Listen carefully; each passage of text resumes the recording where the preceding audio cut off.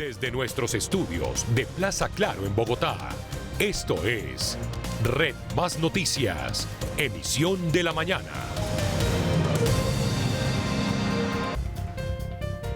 6 en punto de la mañana, amanece en Colombia y es un triste amanecer en el departamento del Cauca. Un nuevo ataque de la insurgencia a la población de Argelia. Ven ustedes las imágenes. La sede de la alcaldía fue destruido. Según los primeros reportes de las autoridades locales, la onda explosiva también dejó una persona herida. Al parecer, el vigilante que estaba custodiando esta sede de la alcaldía en Argelia, en el departamento del Cauca. Acción de los subversivos, resultó afectada también la Casa de la Cultura Municipal. Varias viviendas, 4 cuadras a la redonda, sufrieron daños, tuvieron averías. Es la situación con la que amanecemos con este ataque por parte de grupos armados ilegales en Argelia, en el departamento del Cauca, donde vemos las imágenes. También se registra otra difícil situación en Caldono, en ese mismo departamento. Fue asesinado un líder indígena, es lo que han confirmado las comunidades étnicas. Y en Totoró, también en el departamento del Cauca, fue asesinado un comerciante que fue secuestrado el día viernes. Difícil amanecer en el departamento del Cauca. Ustedes ven las imágenes de lo que sucedió exactamente en Argelia con este ataque en el centro del municipio, donde se vio afectada la alcaldía y también la Casa de la Cultura y varias otras casas a 4 cuadras a la redonda.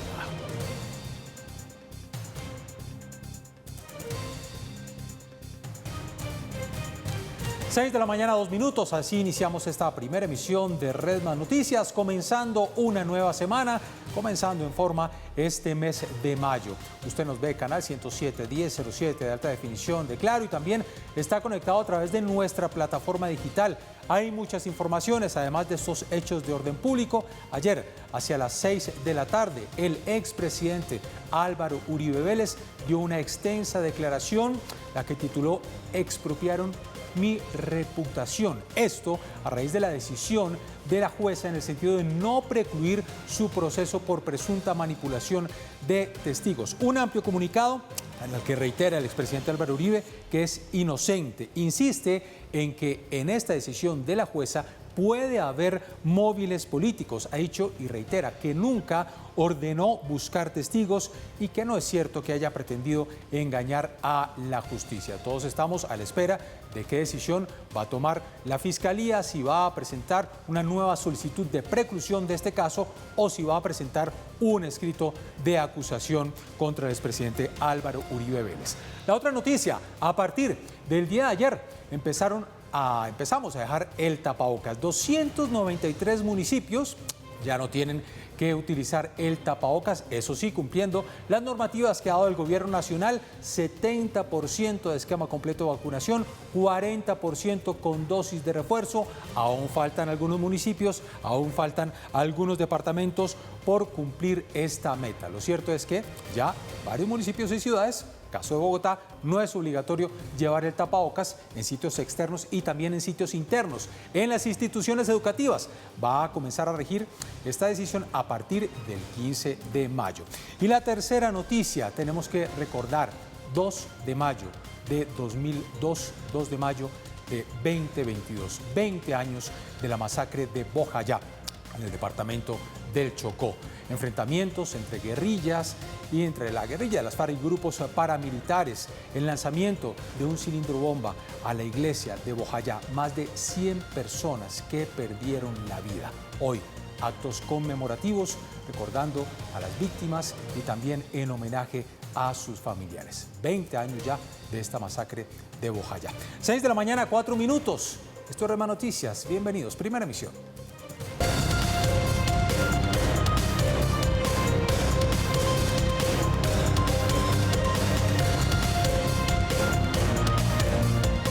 Comienza Red Más Noticias.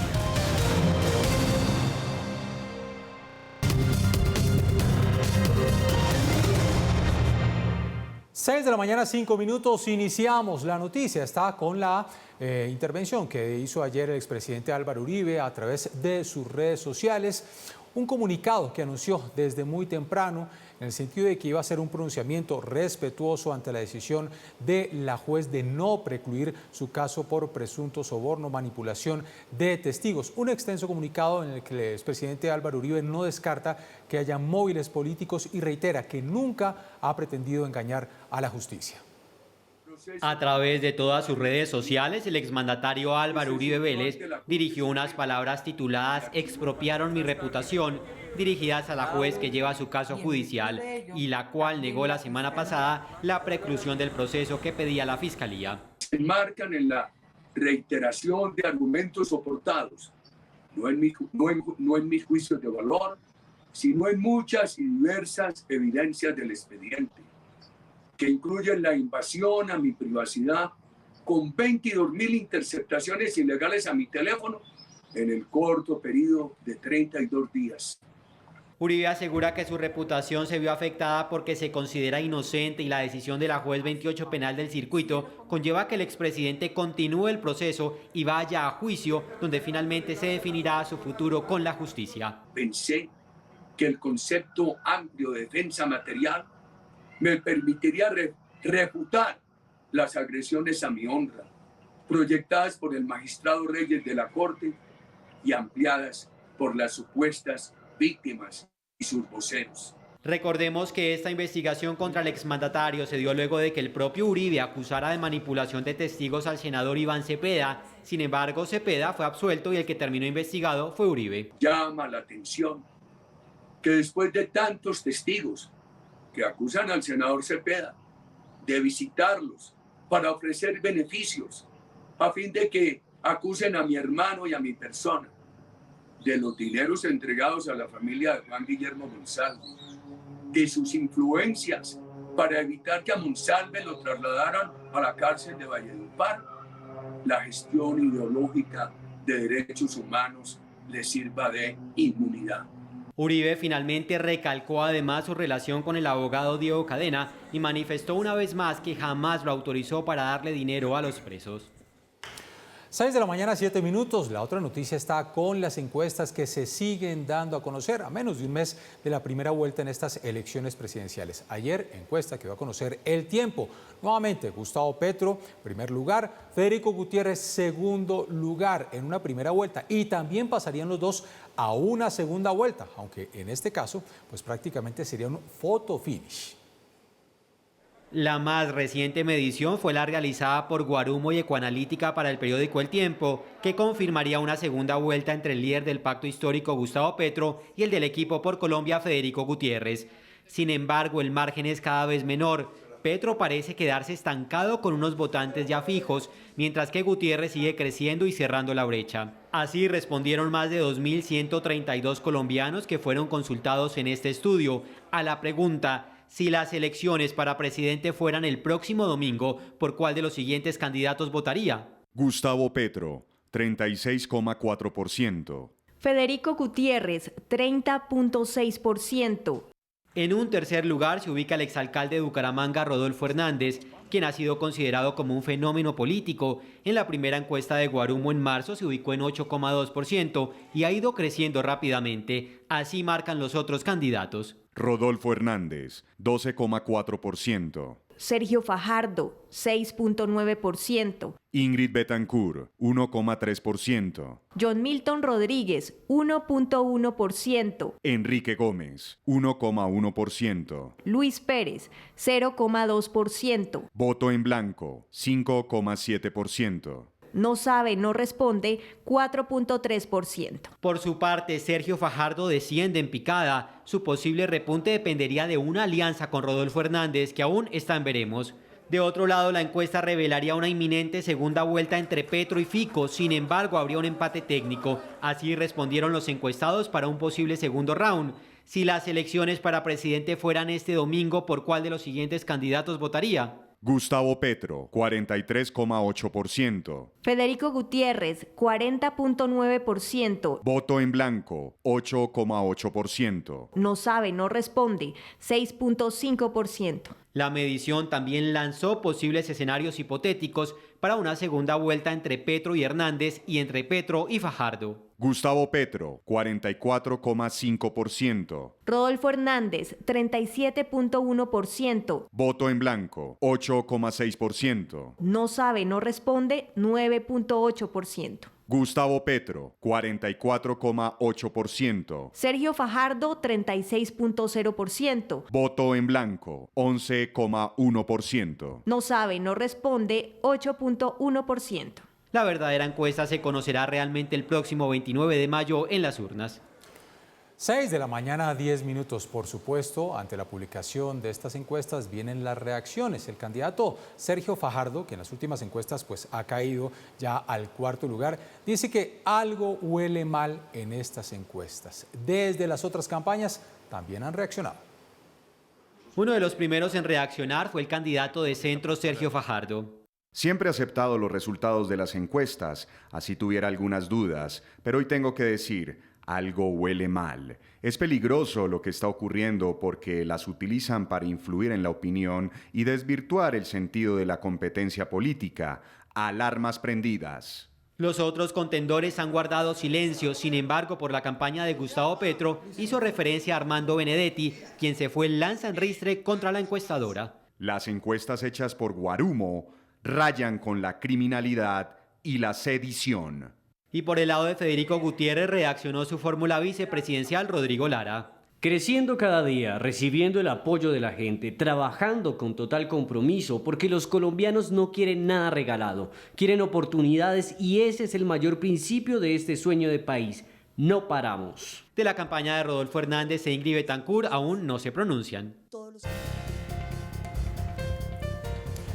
6 de la mañana, 12 minutos, tal como lo habíamos hablado la semana pasada, fue trasladado a la cárcel La Picota en medio de un fuerte dispositivo de seguridad Johnny Leal. Esto luego de incumplir el preacuerdo con la Fiscalía. Este sábado Johnny Leal llegó a su nuevo sitio de reclusión, la cárcel La Picota de Bogotá, una vez perdiera los beneficios con la Fiscalía al retractarse de su culpabilidad de asegurar en la última audiencia que según él no tuvo nada que ver en la muerte de su madre y su hermano Mauricio. Por los cuales me he visto presionado a firmar un preacuerdo y a declararme culpable en público. Al romper lo acordado con el ente acusador, el panorama cambia para el implicado. Lo que corresponde ahora es que la Fiscalía debe presentar el escrito de acusación para llevarlo a juicio. Y en ese escenario, si un juez de la República lo encuentra culpable, podría afrontar una pena de 40 a 50 años de prisión. El preacuerdo con la Fiscalía se hizo desde el pasado 18 de enero, cuando Johnny Leal aceptó cargos por la muerte de su mamá y su hermano y que dejó evidenciado en ese momento mediante una carta. Johnny Rodolfo Leal Hernández, una vez he decidido aceptar mi responsabilidad en los hechos mediante acuerdo con la Fiscalía, debidamente asesorado por mi abogado defensor y ante la ausencia de recursos y con el fin de continuar con este acuerdo, solicito se designe ante la Defensoría Pública un defensor para continuar con los trámites de aceptación. Ahora la familia de Mauricio y su abogado defensor espera que la Fiscalía avance en la investigación y le imputen también el cargo de tortura. Johnny Leal es un mentiroso que está intentando engañar a la Administración de Justicia, a la sociedad y a las víctimas. Según todo el material probatorio, pruebas testimoniales, audiovisuales y análisis de la escena del crimen, Johnny Leal es el principal responsable del doble homicidio. 6 de la mañana, 14 minutos, cuando hacíamos el balance de las marchas, de las protestas y también, desafortunadamente, algunos actos vandálicos el 28 de abril en la conmemoración de un año del paro nacional, les comentábamos de la captura de la ciudadana estadounidense María Elizabeth Giulianelli. Había sido capturada por estos desmanes, pues la decisión es que queda libre. Fue una decisión tomada por la Fiscalía de la URI de Puente Aranda al encontrar elementos probatorios que indican que la capturada es autora de la conducta investigada. La extranjera fue grabada por diferentes dispositivos y cámaras de seguridad cuando participaba en una protesta de jóvenes en inmediaciones de la calle 26.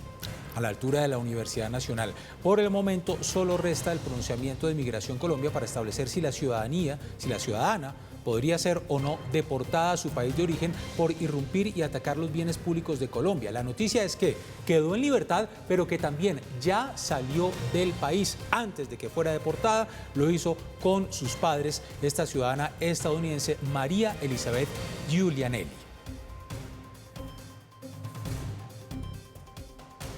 6 de la mañana, 15 minutos. La Fiscalía judicializó a Noralba Vasco, la proxeneta que le llevaba niñas al ex jefe paramilitar Hernán Giraldo para que abusara sexualmente de ellas.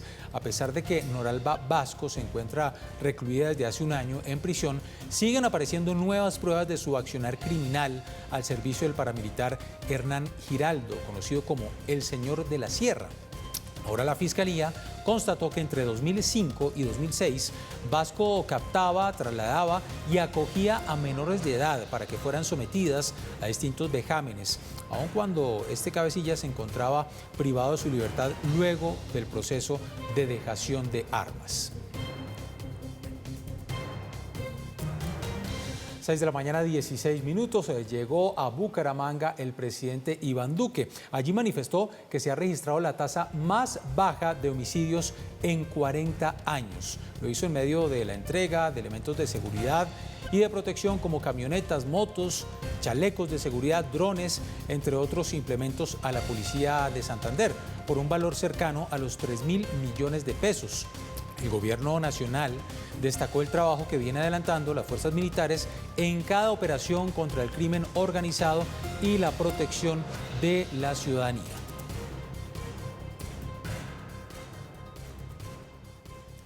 Seis de la mañana, 16 minutos. Ayer, 1 de mayo, Día del Trabajo, se realizaron marchas, manifestaciones, algunas concentraciones. Todas transcurrieron, eso sí, en relativa calma. Paula Granados nos cuenta cómo transcurrió esta jornada. Buenos días, Paula. Hola, buenos días. Feliz inicio de semana. El director general de la policía entregó un balance sobre el comportamiento de las marchas del 1 de mayo, fecha en que se conmemora el Día Internacional del Trabajo. Según el general Vargas, en total se llevaron a cabo 123 actividades en el país entre marchas y concentraciones. 15 de ellas estuvieron vigentes hasta el final de la tarde en Bogotá y algunos municipios aledaños.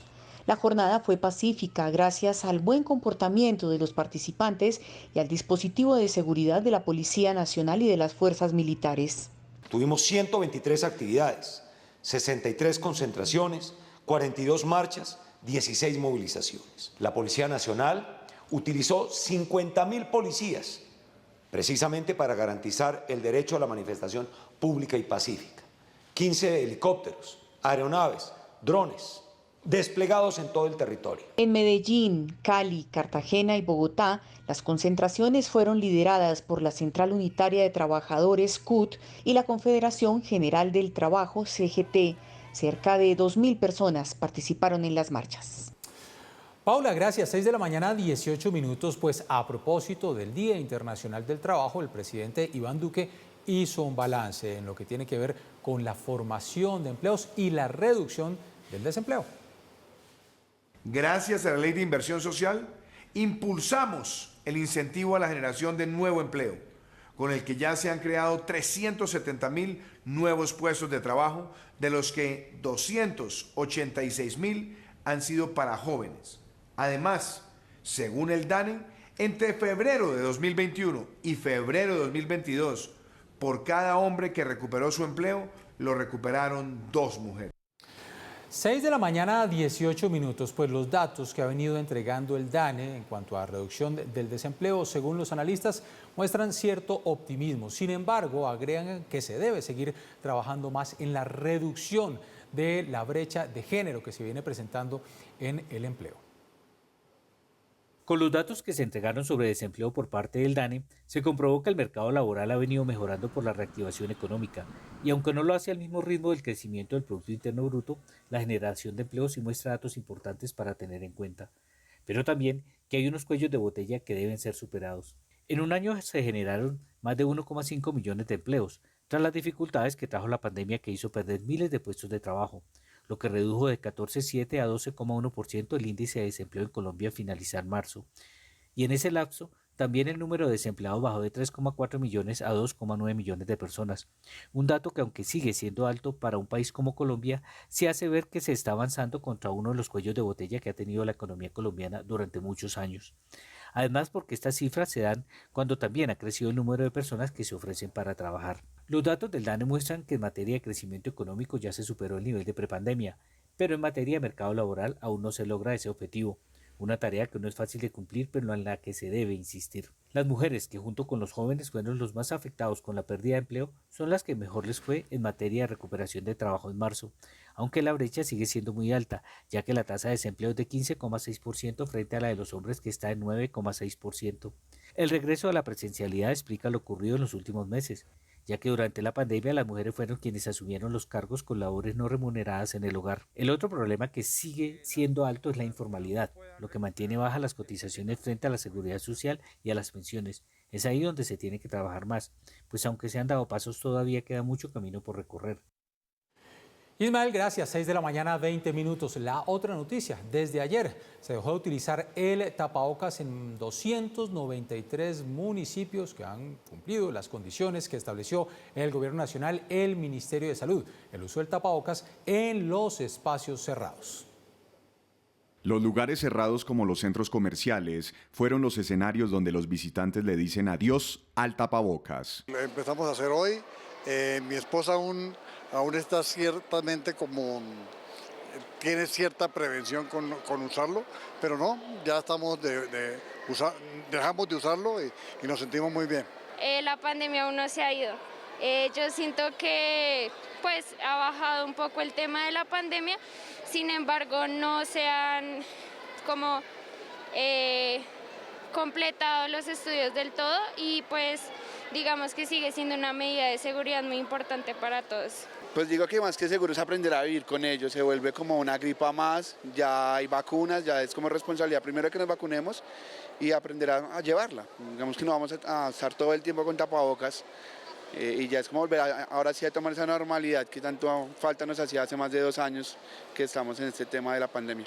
Como ya quedó aprobado, pues no veo la necesidad y además es un espacio amplio, entonces no, ya fuera distinto en un salón de clases o algo así, pues sí, pero así pues en un espacio tan grande no le veo la necesidad. Pues porque ya me vacuné con las 3 vacunas y con el refuerzo. ¿Te sientes seguro? ¿Ya se levantó la restricción y ya estás seguro sin el tapabocas? Sí, señor, sí, ya me siento seguro. Desde hoy queda eliminado el uso de la mascarilla en municipios que hayan aplicado 70% de esquemas completos y 40% de dosis de refuerzo. La medida se da gracias al avance del Plan Nacional de Vacunación, que ya supera los 35.5 millones de colombianos con su inmunización completa. Les recuerdo a ustedes que Popayán, por ser uno de los territorios que se cumplieron los criterios de tener más del 70% y el 40% o más de vacunación con refuerzos, a partir del 1 de mayo el uso obligatorio de tapabocas en espacios cerrados se elimina. O sea, las personas pueden estar en espacios cerrados sin tapabocas, excepto en los ancianatos o sitios donde se atiendan mayores, en los lugares donde se presten servicios de salud y en el transporte público o aéreo. Muy importante tener en cuenta que tampoco, a partir del 1 de mayo, tampoco es ya obligatorio la presentación o la exigencia del carnet de vacunación en eventos o en algunos espacios. El autocuidado y seguir las recomendaciones de los organismos de salud hará que regresemos a la normalidad anhelada. La normalidad anhelada. Bogotá es una de las ciudades, de los municipios, de los 293 que ya no están entonces utilizando el tapabocas ni en exteriores ni en espacios cerrados. Sin embargo, Alex, deseándole una feliz semana fría mañana en Bogotá, donde está lloviendo en varios sectores. Tenemos 3 excepciones, Alex.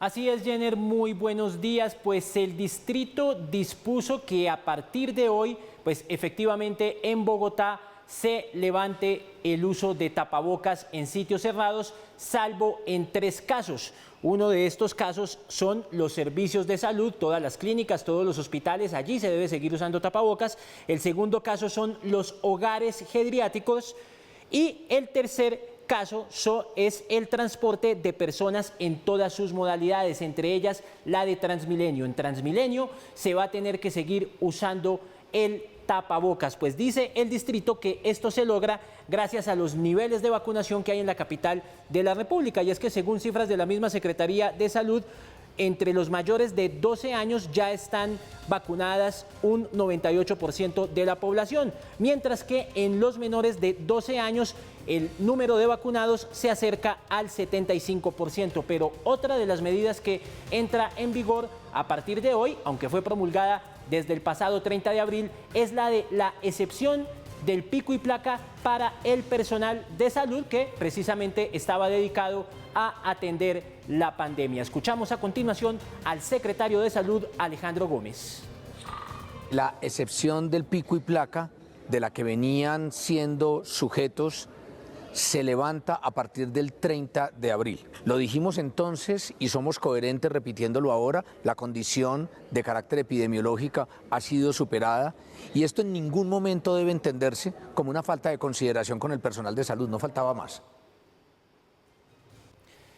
Y pues a pesar de que a partir de hoy ingresa esta medida, Jenner, les recordamos que aquí en Bogotá la Secretaría de Salud va a esperar hasta el 15 de mayo para levantar el tapabocas también en los colegios y escuelas del distrito y también para las instituciones privadas. A esta hora precisamente el secretario de Salud, Alejandro Gómez, está entregando más detalles sobre esta restricción que llega a su fin a partir de hoy en la capital de la República. Estaremos muy atentos a los anuncios del distrito sobre este tema.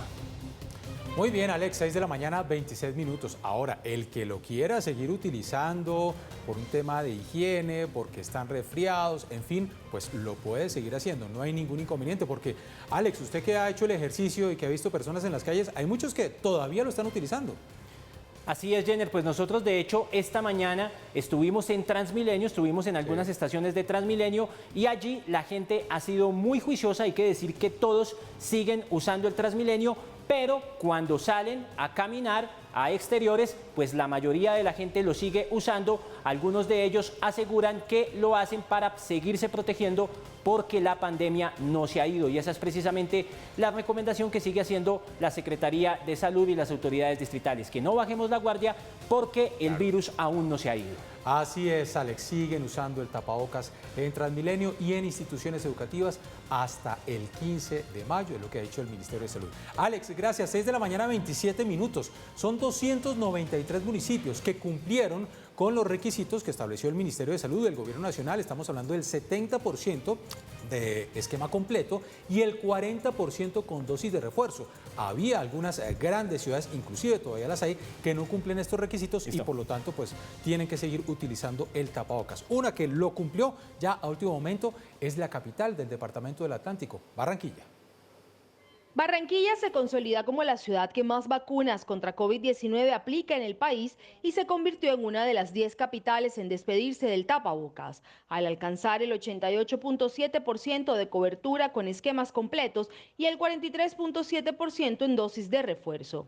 A ella se suman los municipios de Usiacurí, Suam, Piojó, Santa Lucía y Juan de Acosta en el Atlántico. En refuerzos, en terceras dosis, Barranquilla con 43.7% es una ciudad que tiene la posibilidad de empezar a sonreír más, de avanzar en la normalización en algunos sitios cerrados. Los puntos masivos de vacunación se mantendrán habilitados para que las personas sigan acudiendo a completar o reforzar sus esquemas y la ciudad mantenga el liderazgo en vacunación en el país. Lo importante es que todos los barranquilleros entiendan y comprendan la importancia de la dosis de refuerzo.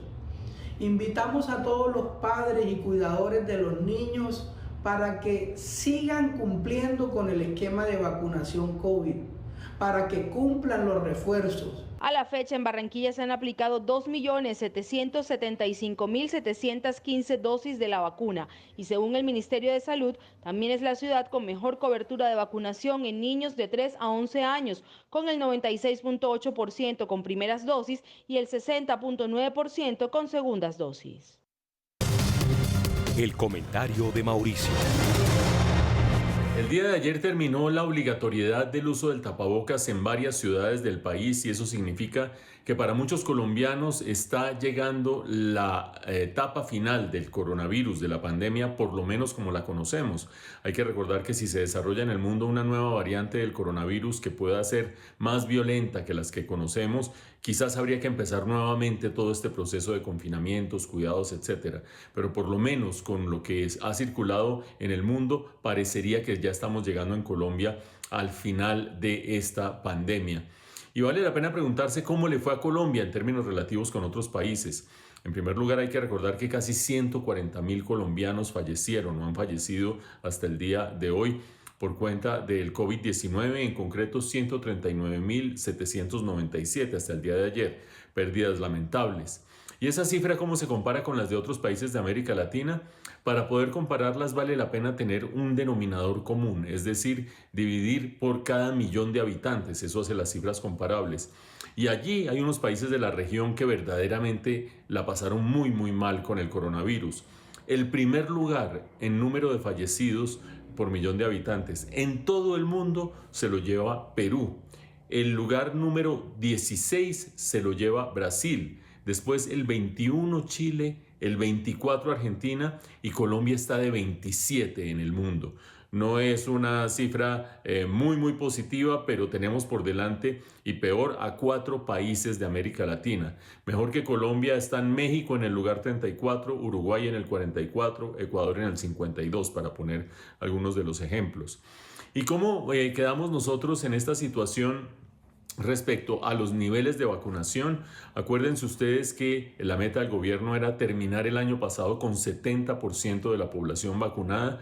Pues bien, ahora ya terminando el mes de abril estamos en 69,5%, o terminamos el mes de abril con 69,5%, lo que quiere decir que no se logró la meta, se va a lograr tardíamente. ¿Esto es bueno, regular o malo frente a otros países de la región? Pues estamos en peores niveles de vacunación que Chile, Argentina, Perú, Uruguay, Brasil y Ecuador. Es decir, las metas de vacunación no se lograron de manera tan expedita como las de otros países. Pero un último dato. Cuando se tiene en cuenta que Colombia prácticamente duplicó su número de unidades de cuidados intensivos en los momentos críticos, incluso las llevó más allá, y que ningún colombiano murió por cuenta de falta de servicios de unidades de cuidados intensivos, en ese frente la política del gobierno fue efectiva. Ese es el balance del coronavirus y la lucha contra el coronavirus en Colombia, una posición intermedia en la región. 6 de la mañana, 32 minutos. Volvemos a las noticias de las campañas electorales. Unas graves acusaciones y denuncias se han conocido de una supuesta infiltración del pacto histórico a la campaña de Federico Gutiérrez en el Caribe. Laura Daniela Cifuentes, buenos días.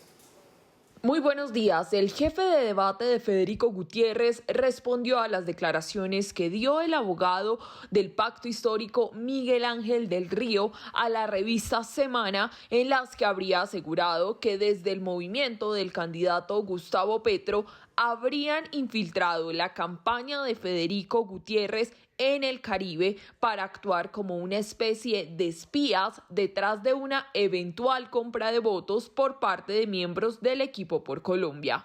Esto, además de ser un hecho delictivo, que es la violación de comunicaciones privadas, que es el artículo 192 del Código Penal, constituye una falta ética y demuestra que esa campaña se mueve con principios de trampa y engaño. El trabajo de los infiltrados incluiría grabaciones de video y de audio de la campaña del Equipo por Colombia, por lo que el exministro Luis Felipe Henao pidió una investigación a la Fiscalía, sumando también las denuncias por supuesto constreñimiento electoral en el Cauca. Estamos cansados de que el pacto de la picota recurra a conductas ilegales como el constreñimiento al elector, que ya denunciamos la semana pasada, donde están ordenando votar con fusiles por Petro Gustavo y utilizando plata del narcotráfico para elegirlo, y ahora nos encontramos con estas conductas totalmente ilegales.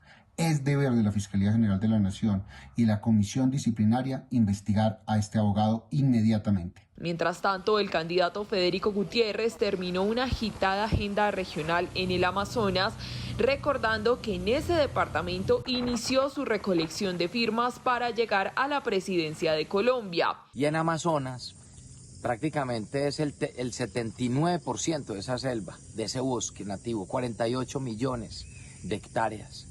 Tenemos que cuidarlas. Se dan más de 100.000 hectáreas de deforestación al año en nuestro país y tenemos una meta que al 2030 tengamos 0 deforestación para cuidar nuestra selva, para cuidar el medio ambiente.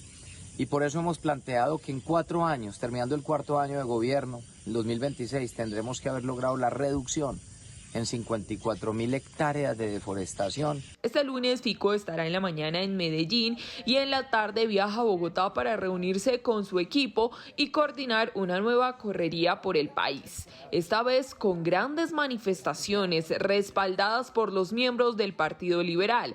Además, se espera una declaración oficial con el presidente de esta colectividad, César Gaviria. Laura Daniela Cifuentes, Red Más Noticias.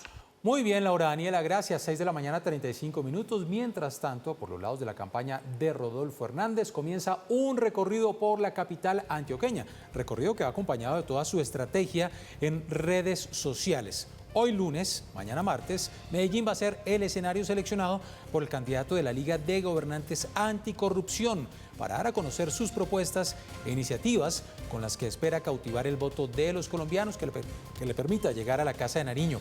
Llama la atención que el exalcalde de Bucaramanga llegue a Medellín, tierra de su contrincante Sergio Fajardo, con quien viene adelantando una posible alianza que espera ser concretada esta semana, aunque Sergio Fajardo ha dicho que va a continuar con su campaña.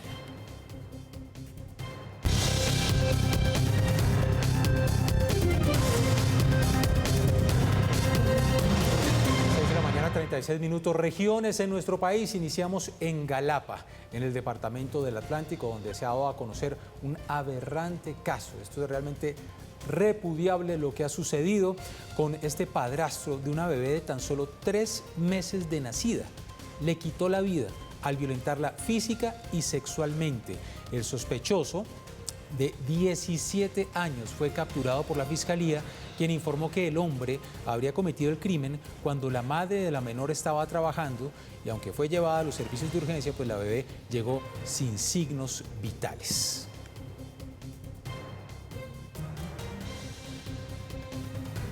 Noticias con el Frente Manuel Vázquez Castaño del ELN. Presuntamente sería el responsable del asesinato de 3 hermanos en la vereda de Morales, en el municipio de Bolívar.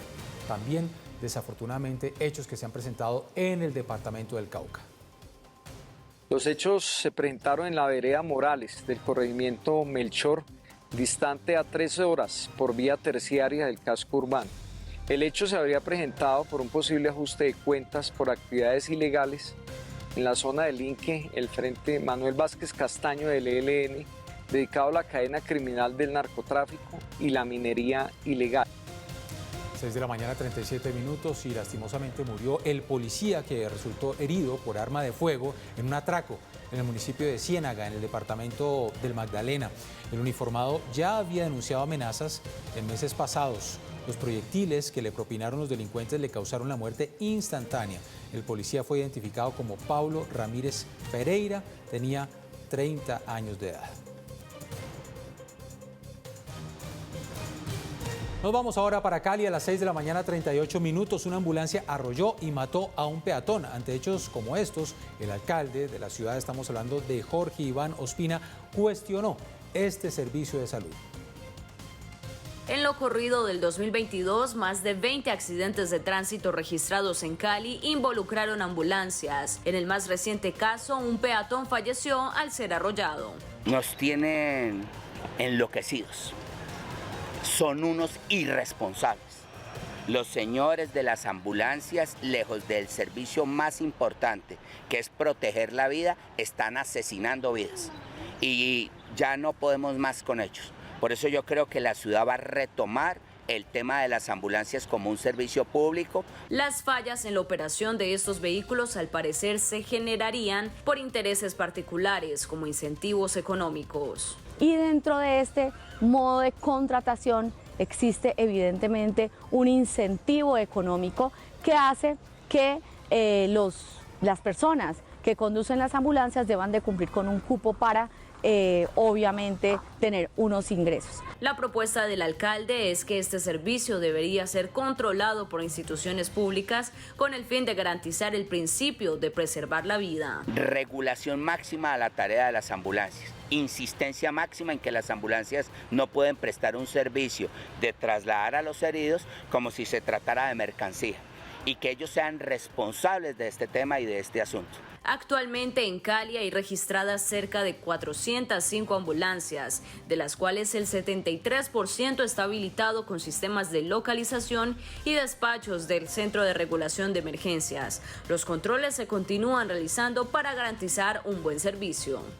La guerra de las ambulancias, 6 de la mañana, 40 minutos. Vámonos ahora a la ciudad de Medellín. Hay un parte positivo de las autoridades, ya que en la última semana la capital del departamento de Antioquia recibió más de 15 millones de dólares. Esto gracias a los distintos eventos culturales. Se presentó Ricardo Montaner, estuvo también presentándose el dueto Pimpinela y el fin de semana, pues la noticia, el concierto de Maluma. Para muchos el concierto de Maluma marcó en Medellín un antes y un después.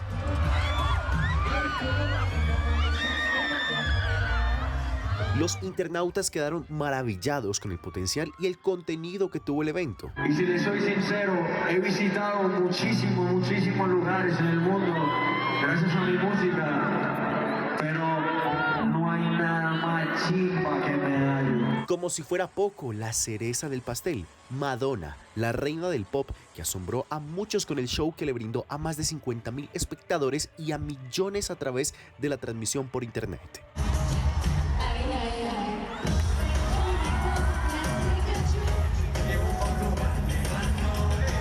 La seguidilla de eventos que tuvo la capital de Antioquia trajo un importante beneficio económico y una alta ocupación hotelera. Una derrama económica de 9 millones de dólares nos dejará este concierto.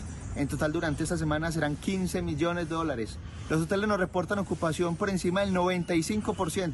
Cifras históricas para un mes como abril. Y aún sigue más. Medellín se prepara para eventos como el de Sebastián Yatra para el 15 de octubre en el Centro de Espectáculos de la Macarena, Daddy Yankee también en el Estadio Atanasio Girardot el 15 de octubre y Bad Bunny tiene proyectado el 18 y el 19 de noviembre enamorar a los paisas.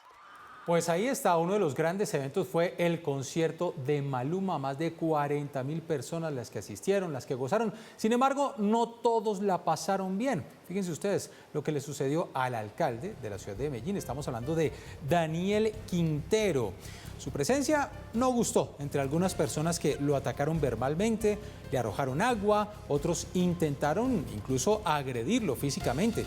Este video es tendencia en redes sociales, donde el mandatario además dijo a través de su cuenta de Twitter que pese a las agresiones mantuvo la compostura porque entendía el estado de alicoramiento de las personas que allí estaban presentes.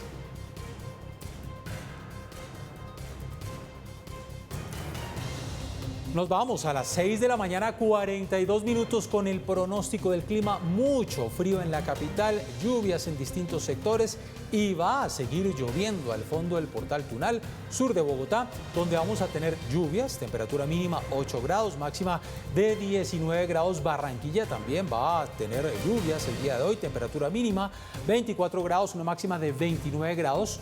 En Medellín, temperatura mínima 14 grados, máxima de 27 grados. Cali, una temperatura mínima de 17 grados, máxima de 27 grados. Vamos a ver cómo le va hoy al América. Tiene que ganar sí o sí. Bucaramanga, temperatura mínima 19 grados, máxima de 27 grados. Es el pronóstico del clima, iniciando una nueva semana e iniciando el mes de mayo en forma.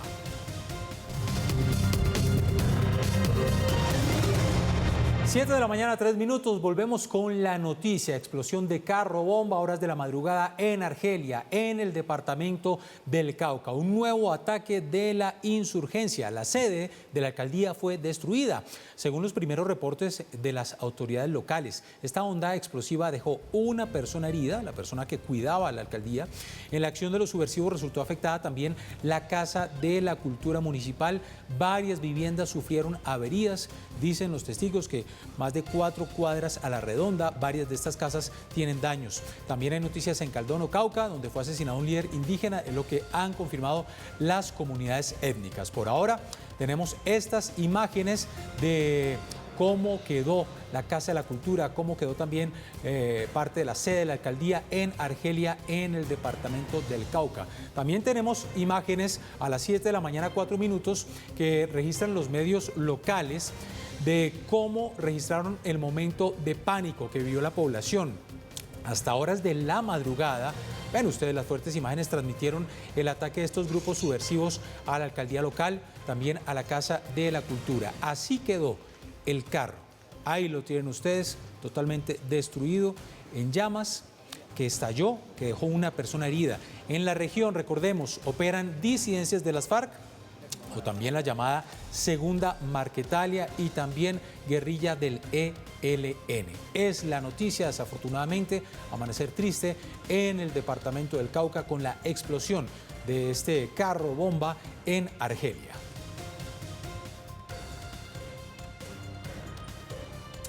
Siete de la mañana, 4 minutos. Hechos violentos que se dan cuando hoy, 2 de mayo, se conmemoran 20 años de la masacre de Bojayá, el lanzamiento de un cilindro bomba a la iglesia en este municipio, en el departamento del Chocó. Más de 100 personas se perdieron la vida. Hoy, actos conmemorativos para recordar a sus familias, para recordar a sus víctimas. Cintia Pineda, buenos días.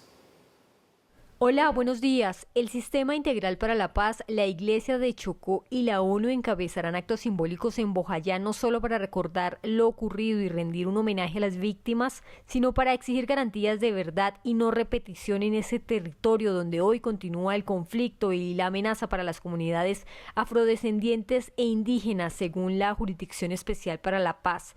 Entre las actividades a realizar están una peregrinación desde Bellavista Nuevo hacia Bellavista Viejo, una eucaristía a cargo de Monseñor Darío de Jesús Monsalve con alabadoras y un conversatorio llamado Bojayá y Chocó, conmemorando 20 años entre la guerra y el olvido, en el que participarán representantes de las víctimas y de la sociedad civil y en el que se debatirá y expondrá la situación de derechos humanos en el Chocó, sobre denuncias de homicidios, amenazas de muerte, reclutamiento forzado de niños y adolescentes, desplazamientos forzados, confinamientos, restricciones a la movilidad y desapariciones forzadas, entre otras. Cintia Pineda, Red Más Noticias. Muy bien, Cintia, gracias. 7 de la mañana, 6 minutos. También hay noticias con la Fiscalía, que logró la captura de 5 personas requeridas en extradición por delitos relacionados con narcotráfico y también con lavado de activos. Juan Carlos Giraldo, buenos días. La Fiscalía General de la Nación, a través de investigadores del CTI, hizo efectivas 5 capturas con fines de extradición, 4 contra ciudadanos colombianos y 1 venezolano, quienes son requeridos por Estados Unidos por cargos relacionados con tráfico de estupefacientes y otros delitos de alcance transnacional. La caída de alias El Flaco se dio en un parqueadero de la zona industrial del occidente en Bogotá, en donde el CTI ubicó a Héctor Manuel Forero Álvarez, alias El Flaco. Este hombre habría consolidado un entramado criminal que lavó más de 35 millones de dólares del narcotráfico mediante la importación de electrodomésticos, cámaras GoPro y juegos de video. Por estos hechos, una corte del Distrito de Nueva York solicita a Forero Álvarez por el delito de lavado de activos. Simultáneamente a la notificación de alias El Flaco, una mujer que haría parte del modelo ilegal fue capturada también en Ciudad de Panamá. Otros 3 señalados integrantes de esta estructura fueron ubicados en Cartagena, Bolívar. Se trata de Rodrigo Henao Ramírez, señalado de conseguir el estupefaciente en Colombia; Hugo de la Cruz Obregón, presunto responsable de sacar la droga en contenedores desde el puerto de Buenaventura en el Valle del Cauca a través de una empresa fachada; y del ciudadano venezolano Roger Alexis Canadel, supuesto enlace para la venta de droga a los carteles que se encargan de ponerla en territorio estadounidense. Por estos hechos, una corte del Distrito Sur de Nueva York solicita a estas personas por cargos de tráfico de estupefacientes, concierto para delinquir y porte ilegal de armas de fuego. 7 de la mañana, 8 minutos, hora de nuestro primer invitado, comenzando esta semana, primera emisión de Red Más Noticias. Seguramente usted cuenta con una cuenta bancaria, usted maneja tarjetas de crédito, en fin, ¿qué tan satisfecho se siente usted con su entidad financiera? Pues resulta que la firma Customer Index Value realizó un estudio en las principales ciudades colombianas para medir este grado de satisfacción. Saludamos al director de este estudio, es Juan Pablo Granada, presidente precisamente de Customer Index Value. Juan Pablo, gracias por atendernos, feliz semana. Muy buenos días, Jenner. Muchísimas gracias por la invitación. ¿Los colombianos se sienten satisfechos o no con sus entidades financieras? Digamos que podríamos ver la percepción de los ciudadanos o el consumidor financiero de dos dimensiones. La primera, la parte transaccional, donde cada día la vida es más fácil gracias a este mundo digital que estamos viviendo de una manera muy positiva.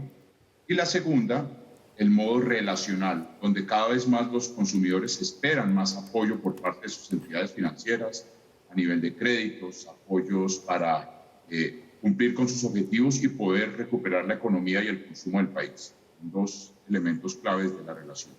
Ahora, Juan Pablo, siempre en esto hablamos de percepción versus realidad. Una cosa es la percepción, es lo que usted nos acaba de decir, pero ¿cuál es la realidad? Pues la realidad es que hay una expectativa alta por parte del consumidor financiero de recibir un apoyo por parte de la banca para acceder al capital, ya sea para su emprendimiento, para su consumo, para su educación, para todas las necesidades que tienen que suplir los colombianos. Pues en ese sentido hay una percepción de que falta ayuda, faltan tasas más bajas en el mercado para poder acceder a un costo razonable a ese capital.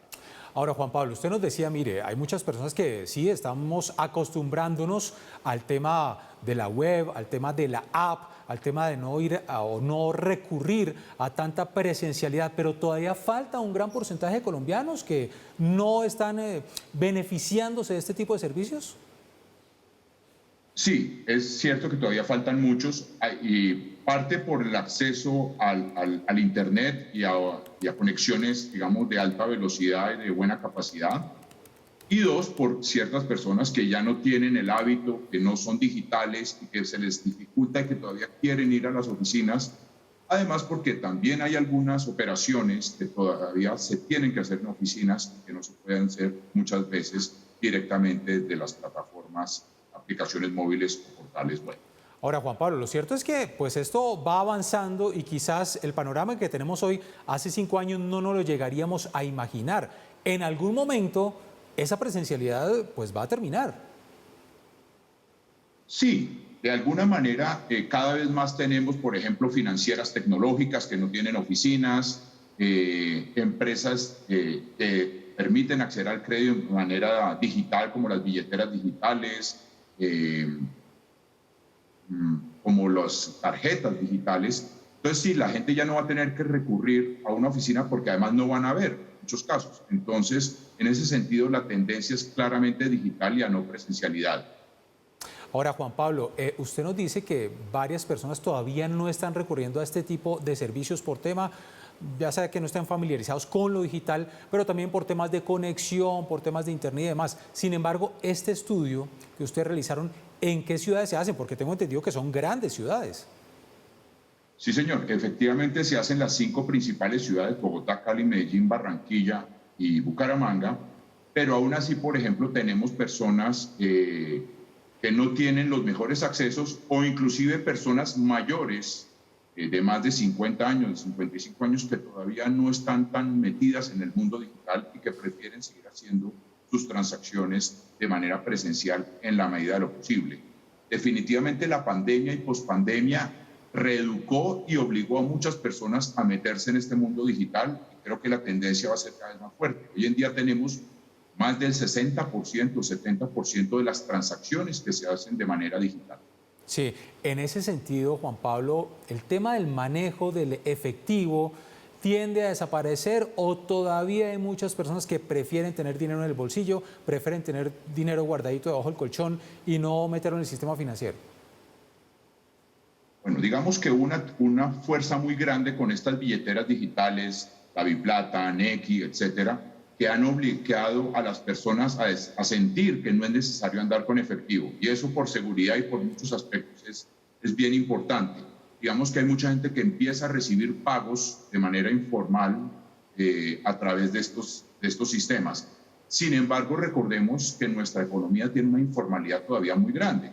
Entonces tenemos que la gente en general no va a pagar a través de estos sistemas en un corabastos, haciendo el mercado en la plaza, para pagar pues muchas veces todavía un taxi o un sistema público que no esté con tarjetas.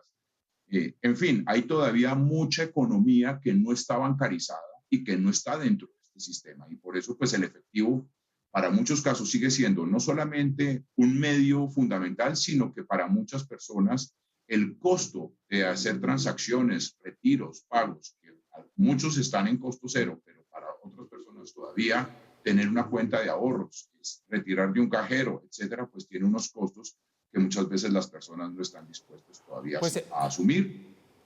Pues muy bien, es Juan Pablo Granada, el director de este estudio en las principales ciudades para medir el grado de satisfacción de los usuarios del sistema financiero. Juan Pablo, presidente de Customer Index Value, gracias por atendernos en Redma Noticias. Una feliz semana. Lo mismo para ustedes, mil gracias por su tiempo. Saludos a todos los televidentes. 7 de la mañana, 15 minutos. Seguimos muy atentos a la situación que se ha venido presentando en los últimos días en Mosquera, municipio del departamento de Cundinamarca, con estas masas de espuma que han llegado hasta 8 metros de altura. Una situación que está anunciando la población y que dicen se debe a la contaminación del río Balsillas. ¿Cae nieve en Macondo? Pareciera. En realidad es la acumulación masiva de agentes contaminantes que por años adquirieron la forma de una espuma acuosa y maloliente. La espuma hace que dañe las fachadas de las casas, el olor a todo es permanente, hemos sufrido de problemas de salud, de respiración. La espuma está en todas partes, en el paradero de los buses y en los antejardines de las viviendas del sector Los Puentes, aledaño a las aguas del río Balsillas. Este problema lo tenemos muchos años, muchos años. Lo que pasa es que cuando hace todo el invierno, se nos crece eso. Floralba, ya la escucharon, denuncia que el problema lleva años. Algunas veces recibe retroalimentación de las autoridades, pero la solución es tan volátil como la espuma misma. Pero nadie nos escucha a nosotros. Claro, las gripas, las afecciones respiratorias, más que todo lo que se ve acá. No es lo mismo la vida entre espumas que en una nieve juguetona. La población está advertida. La cosa blanca que anda en las calles podría producir enfermedades en la piel. Esto es producto de la contaminación. Esto es producto de la mala disposición de los residuos de los que venimos hablando. En este caso, pues lo que recoge toda la tierra como materiales, animales muertos, que también pues botamos basura, grasas, detergentes, que es la que genera toda esta contaminación reflejada en la espuma. Y lo más triste es que los niños están enfermando, los adultos. El río Balsillas es la cloaca de las actividades agrícolas e industrializadas que se desarrollan en las goteras geográficas de Bogotá. Los cultivos de flores y las zonas residenciales vierten sus desechos sin tratar a un río que en un pasado muy lejano tuvo aguas cristalinas. Es importante aclarar que uno de los principales generadores de esta espuma son los detergentes. Por eso se le invita a la comunidad y a las empresas que hagamos un uso muy racional de estos productos, los cuales son los causantes de la generación de la espuma, ya que hay contacto con el agua y la alta turbulencia y sumado a las altas precipitaciones generan este fenómeno en el agua. La montaña de espuma crece en cada invierno. En los últimos días alcanzó niveles históricos de hasta 8 metros. Las espumas de Mosquera suben como las de una marga o las de una pola, pero nada que se van. Parece que hubiera caído nieve en Macondo.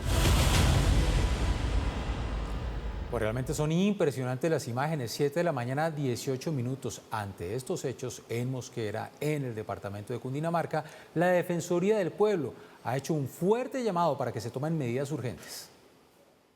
Desde la Defensoría del Pueblo le solicitamos a las autoridades ambientales y territoriales tomar medidas inmediatas para garantizar el derecho fundamental a la salud y el bienestar de los habitantes aledaños a este río. Los altos volúmenes de espuma, además de los malos olores, pueden generar enfermedades en la piel, problemas respiratorios y sin duda afecta el bienestar de esta comunidad en el municipio de Mosquera.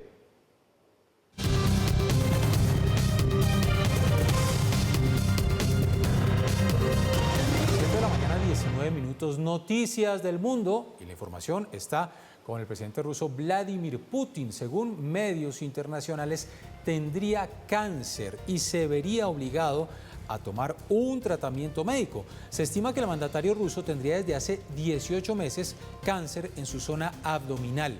Según los informes, la cirugía ha presentado retraso, ya que se tenía planeada a finales de abril, pero ahora se realizaría antes del 9 de mayo, día en el que se conmemora la victoria de la entonces Unión Soviética en la Segunda Guerra Mundial. Ante esta situación de llegar a darse operación de cáncer de Vladimir Putin, el reemplazo sería temporal por parte de Nikolai Patrushev, que es el jefe del Consejo de Seguridad de Rusia y que dicen los allegados a estos mandatarios es de línea dura.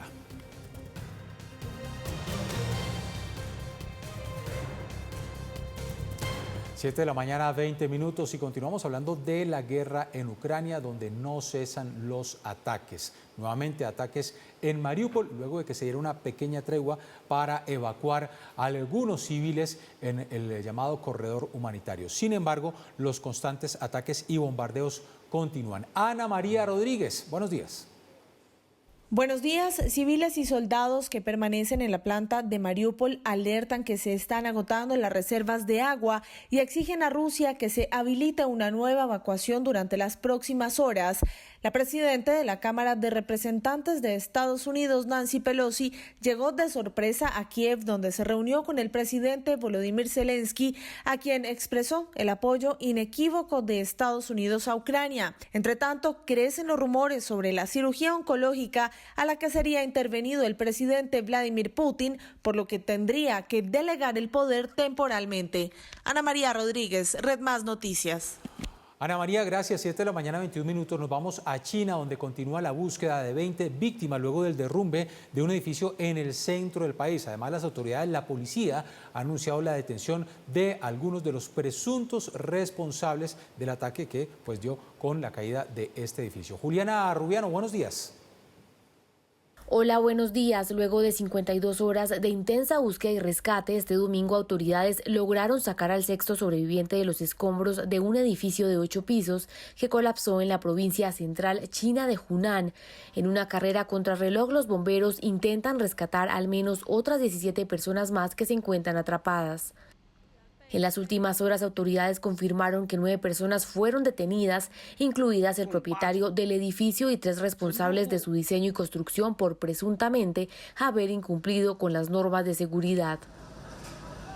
Para llevar a cabo la operación de rescate, hasta ahora han sido enviados más de 700 bomberos, alrededor de 120 unidades de vehículos de extinción de incendios, excavadoras grandes, vehículos de generación de energía y detectores de vida con cooperación de perros de rescate también han llegado al lugar. Juliana Rubiano, Red Más Noticias.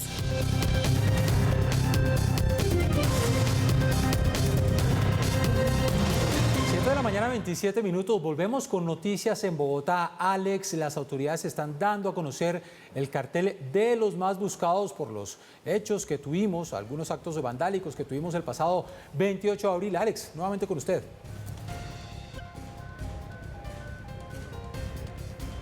Así es, Jenner, buenos días. Yo los saludo una vez más, en esta ocasión desde la sede de la Policía Metropolitana de Bogotá, en donde las autoridades, efectivamente, como usted bien lo dice, dieron a conocer el cartel de los 4 más buscados por protagonizar hechos vandálicos durante las protestas del pasado 28 de abril en la capital de la República. Estas 4 personas son señaladas de haber vandalizado por lo menos 5 estaciones del sistema Transmilenio, por lo que la policía y la Secretaría de Seguridad dieron a conocer este cartel y además ofrecieron una recompensa de 10 millones de pesos para quien suministre información que permita la captura de estas personas. Por otra parte, la policía entregó un balance positivo sobre las manifestaciones de ayer 1 de mayo aquí en Bogotá. Afortunadamente no hubo ningún hecho para lamentar y por otro lado la policía también dio a conocer un golpe importante.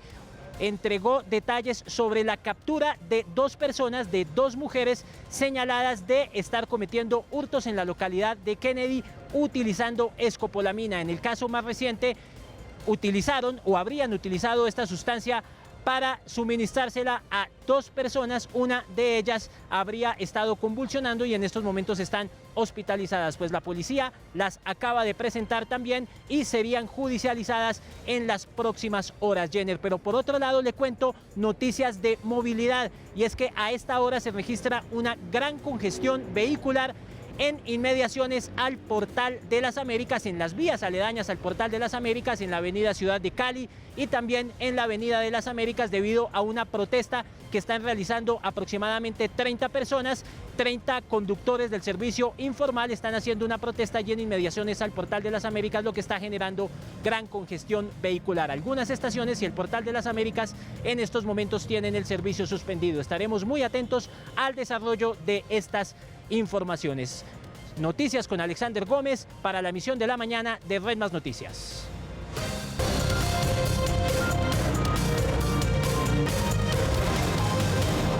Y nos movemos en el set de Red Más de la mañana para saludar a Elkin Quintana, un amigo de la casa que además es el hombre que está al frente del Merrell Trail Tour Latinoamérica, que es una carrera muy importante que habla de la aventura del espacio libre y que se va a realizar en Guatavita por 9ª versión, esta vez en el país. Elkin, gracias por visitarnos y bueno, cuéntenos un poco más de qué se trata.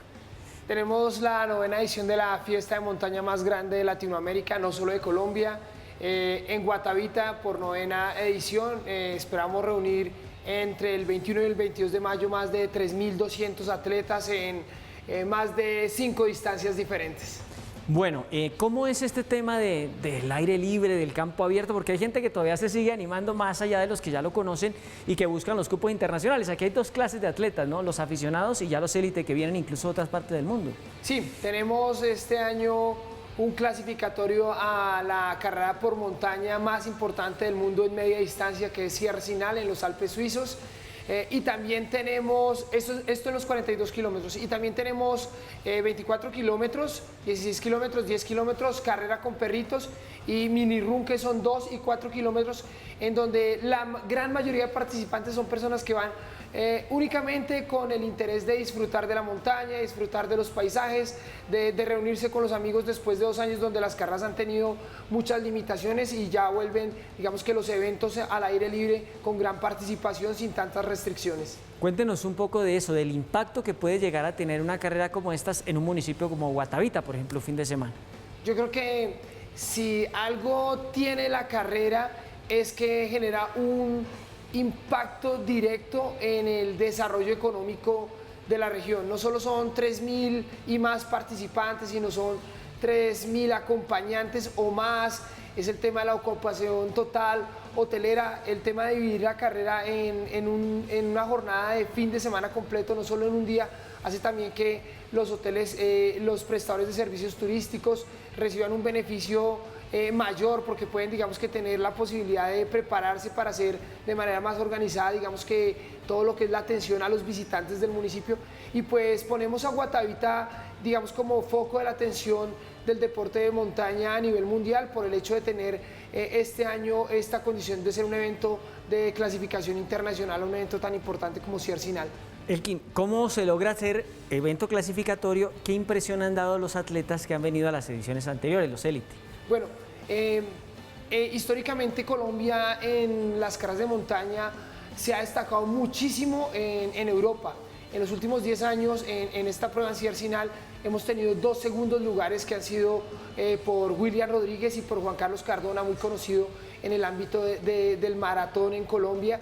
Y la organización en Sierra Sinal quiere que otra vez los colombianos vuelvan a ser protagonistas, porque ya llevamos como unos 15 años sin tener el título de la carrera, y como consecuencia pues de la buena reputación de la que han hablado los atletas en Europa, que tiene el Merrell Trail Tour, y también por el interés que tienen en Europa de que en Colombia haya nuevamente una gran representación, se da la posibilidad de tener de parte del comité organizador de Europa esta oportunidad de tener a 4 atletas clasificados directamente en el Merrell Trail Tour en los 42 kilómetros para ir con todos los gastos pagos a Europa. Esto pues es algo que a la organización y a los atletas los tiene muy emocionados y comprometidos con hacer una gran carrera este 21 y 22 de mayo. Elkin, pues gracias por acompañarnos, madrugando como siempre. Yo creo que al atleta de montaña madrugar es parte de la vida, ¿no? Sí, nos encanta y esperamos que muchos también sean aficionados o expertos se animen a ir a esta gran fiesta el 21 y el 22 de mayo en Guatavita. Muy bien, 7 de la mañana, 37 minutos. Nos vamos con nuestro numeral del día acá en Red Más Noticias y tiene que ver con las recientes encuestas que se siguen publicando. La gente sigue reaccionando a estas encuestas. Conocimos la de Barnier Gallup, tuvimos el fin de semana la encuesta de Guarumo. Numeral, encuestas son. ¿Qué opina usted sobre estas encuestas? Algunos dicen que no creen, algunos recurren al dicho, a lo que decía Álvaro Gómez Hurtado. Son como las morcillas, deliciosas, pero es mejor no saber cómo las hacen. Nos dice Esperanza, el resultado es de unos cuantos. Quillero nos dice, el día de la quema se ve el humo. Sofía también comenta, en fin, nos estamos leyendo a todos en Twitter, en Instagram, en Facebook, numeral encuestas son.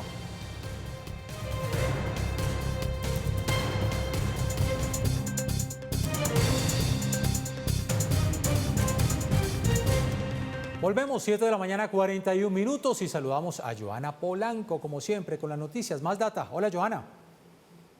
Hola, Jenner, ¿qué tal? Un saludo especial para usted, para todos los televidentes. Feliz semana para todos. Bueno, fuerte caída el día viernes de Wall Street y también preocupante cierre en el mes de abril. Así es, Jenner. Mire, el viernes cayeron los principales índices accionarios de Estados Unidos y se cerró el mes de abril con grandes pérdidas acumuladas que, por supuesto, preocupan a los inversionistas. En el mes de abril el Nasdaq acumuló una caída, Jenner, del 13.3%, que es el peor mes desde 2008, año de la gran crisis, arrastrado por las ventas masivas en el sector tecnológico. El Dow Jones perdió 4.9% y el Standard & Poor's 500, que representa el mercado más amplio en Estados Unidos y que incluye muchas empresas tecnológicas, cayó un 8.8%, y esto supone el peor mes para ambos desde 1970, Jenner. Y las razones de estas fuertes caídas, pues, los inversores han vendido acciones para acudir a activos más seguros ante una multitud de preocupaciones como la subida de los tipos de interés, la alta inflación en Estados Unidos, la guerra en Ucrania, los rebrotes de COVID-19 en China y los datos macroeconómicos que no han sido los mejores, con una contracción del PIB en Estados Unidos del 1.4% en la tasa anualizada del primer trimestre del año, lo que aumenta los temores de una recesión más grave que la que hubo en el año 2020 producto de la pandemia. También han influido los resultados trimestrales de las empresas cotizadas más importantes de Silicon Valley, que han ofrecido cifras, digamos que más flojas de lo esperado. Joana, ¿cuáles son los sectores que tienen caídas más fuertes y cuáles los que se han mantenido? Pues miren, los que más han caído encontramos el de comunicaciones con el 13% y el tecnológico con un 7%, afectado por la caída de empresas como Netflix, que perdió un 49% en abril, o Amazon, que perdió el 24%. Y los sectores que han resistido han sido el de bienes esenciales, que sube un 6% acumulado, el de bienes raíces, que sube ya casi el 4%, y el de servicios públicos, que crece menos del 1%, pero todavía está mostrando sus números en negro. Muy bien, Joana, 7 de la mañana, 43 minutos. Gracias, feliz semana. Nos vemos mañana martes. Así es, mañana nuevamente con más data. Ustedes no olviden ingresar a www.dataifx.com si quieren estar al tanto de todo lo que ocurre en las finanzas y la economía. Hasta mañana.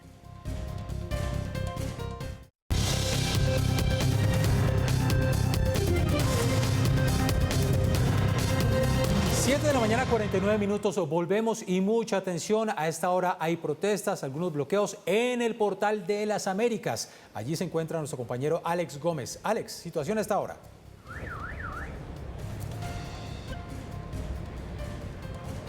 Así es, Jenner, pues ha sido complicada la movilidad para cientos de personas en el suroccidente de la capital de la República por cuenta de una manifestación que realizaron por lo menos unas 20 personas, 20 conductores del servicio informal en la Avenida de las Américas con carrera 74. Esto hizo que muchas personas, especialmente los usuarios de Transmilenio, tuvieran que bajarse de los buses y caminar largas cuadras para poder llegar hacia sus trabajos, debido a que la movilidad en la troncal de las Américas estuvo colapsada y estuvo suspendida. Esto hizo que varios buses de Transmilenio tuvieran que hacer retorno en la estación de Marsella y que el Portal de las Américas, así como algunas estaciones aledañas, pues suspendieran su servicio durante varios minutos. Sin embargo, hace pocos minutos la Secretaría de Movilidad y Transmilenio nos informó que acaban de restablecer la movilidad en la troncal de las Américas, por lo que ya se empieza a normalizar la situación de movilidad en este corredor vial de la ciudad. Sin embargo, en otro punto del suroccidente, en la calle 13, más exactamente en la salida del río Bogotá, también hubo problemas de movilidad, y esto por un accidente entre un bus y un motociclista. Esto generó también una gran congestión vehicular durante varios minutos en la entrada y la salida de la capital de la República. Nosotros seguiremos muy atentos al estado de la movilidad en esta mañana de lunes. Información con Alexander Gómez para Red Más Noticias. Al cierre. 7 de la mañana, 56 minutos, noticia al cierre. Seguimos con los ojos puestos en la difícil situación en la que amanece el departamento del Cauca. Tenemos carro bomba en el municipio de Argelia. Es lo que se ha registrado a través de las redes sociales. Ven ustedes las fuertes imágenes. La sede de la alcaldía fue destruida, es lo que han dicho las autoridades locales. La onda explosiva ha dejado una persona herida. En la acción de los subversivos también resultó afectada la Casa de la Cultura Municipal.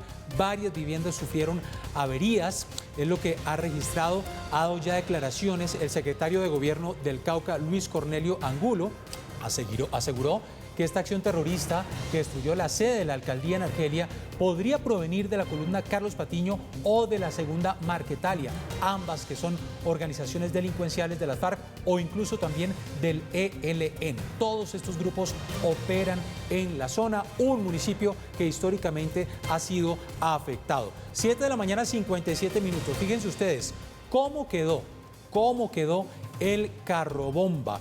Así lo registraron los medios locales. En estos momentos de pánico que vio la población, el carro totalmente destruido, en llamas, se transmitieron estos ataques de los grupos subversivos en las redes, ataques a la alcaldía local, a la Casa de la Cultura. Así quedó el carro, que estalló y que dejó una persona herida. Repetimos, ha dicho el secretario de Gobierno que se podría tratar de disidencias de las FARC, segunda Marquetalia o también del ELN que operan en la zona.